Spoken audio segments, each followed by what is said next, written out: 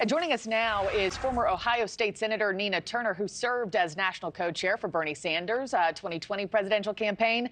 Nina, it's good to have you on the show. I just want to jump right in and ask you, for starters, about this breaking news. Nikki Haley suspending her campaign later on this morning. Your top-line thoughts, and are you surprised? No surprises there, Markie. The handwriting was on the wall after South Carolina. As we all know, I believe she won about 40% of the vote in a state where she was the governor.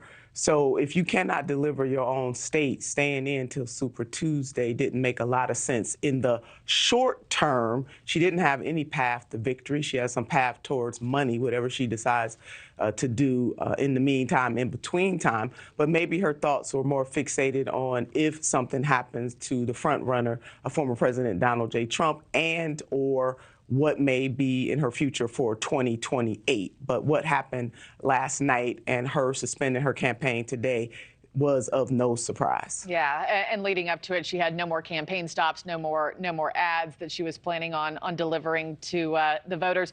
Her voters, though, in the interim, they have a choice to make, right? What does President Biden need to do, or President Trump, both of them, to pick up her voters in the next 8 months?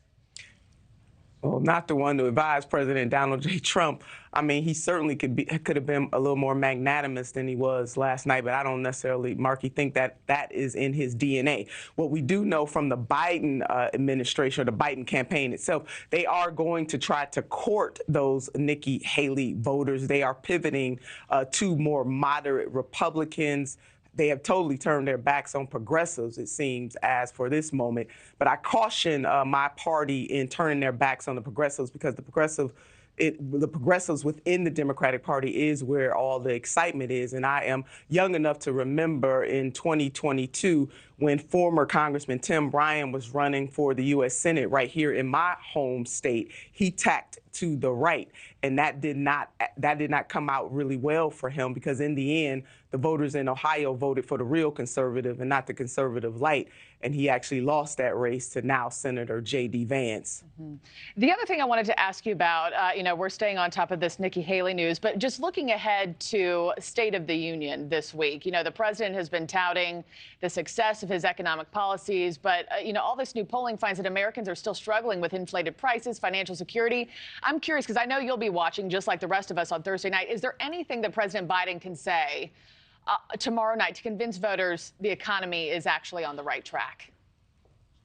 I mean, Markie, he has to have more than pretty words. He needs pretty actions. There's a disconnect between the State of the Union and the state of the streets.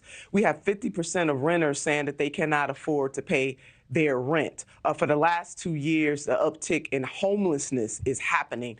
We see a lot happening internationally with billions of dollars. About $104 billion in November was sent to Ukraine and Israel, but not a lot of money being spent domestically, and things are not happening from this White House to really ameliorate the pains that people are feeling. And so while economists look at data points, the average everyday American, they look at how far their money can go. And for now, their money is not going very far, Markie, and that is why this president is not getting any credit for what economists say is a good economy, because it really is about the state of the streets. So what this president what he could have been running on, he could have been running on, for example, the fact that he expanded Medicare, but that didn't happen. He could have been running on the fact that he increased the federal minimum wage. That didn't happen. He could have been running on, hey, we passed the PRO Act when Democrats had control of both chambers of the Congress. So that is not happening. So in summation, Markie, he needs to come in there and talk about